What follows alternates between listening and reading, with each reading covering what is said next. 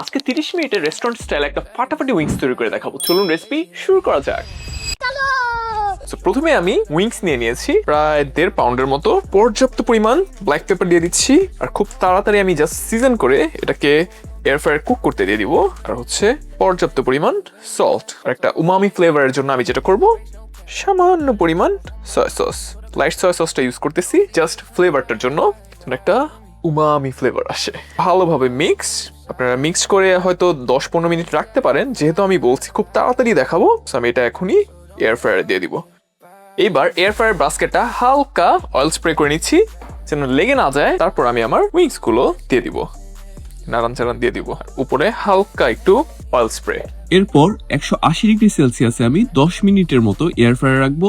আর এরপরে আরো 6 minute cook করব আরো হাই হিটে। এরপর উইংস এর সসের জন্য আমি একটা প্যানে ফার্স্টে বাটার নিয়ে নিব। আর বাটার যখন গরম হয়ে আসবে, মানে মেল্ট হয়ে আসবে, গরম হয়ে আসবে বলে পর্যাপ্ত পরিমাণ যে কোনো হট সস আপনারা ইউজ করতে পারেন। আর যাদের বারবিকিউ সস পছন্দ, বারবিকিউ সসও আপনারা ইউজ করতে পারেন, কিন্তু তখন হট সস দিয়ে না, তাহলে কাচ্চি বিরিয়ানি খিচুড়ি হয়ে যাবে, কাচ্চি বিরিয়ানি না। আমি পর্যাপ্ত পরিমাণ হট সস দিয়ে দিলাম।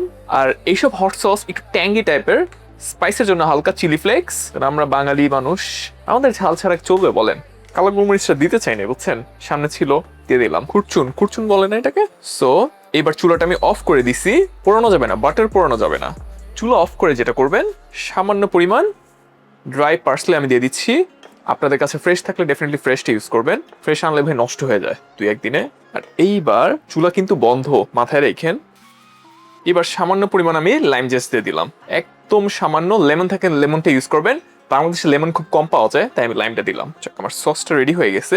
সসটা আমি এবার পাশে রেখে দিই। এইবার যেটা করব, এইবার আমি 200 ডিগ্রি সেলসিয়াসে একটু নাড়াচাড়া দিয়ে আবারও এয়ার ফ্রায়ারে দিয়ে দিব। আর 3-4 মিনিট পরে আরো একটা নাড়া দিয়ে দিব যেন সব জায়গায় প্রপারলি কুক হয়। আর আমার উইংস রেডি হয়ে গেছে, দেখেন কত সুন্দর কালার আসছে। আরেকটা জিনিস বলতে ভুলে গেছি, যে আপনারা চাইলে ডিপ ফ্রায়ার করতে পারেন বা ওভেনেও করতে পারেন। আর আমার হোমমেড সসটা আমি মানে একটু চুরি করছি আর কি, একটা বলে নিয়ে নিছি। এইবার উইংসটা আমি নিয়ে নিচ্ছি ভালোভাবে, এবার সার্ভ করার পালা।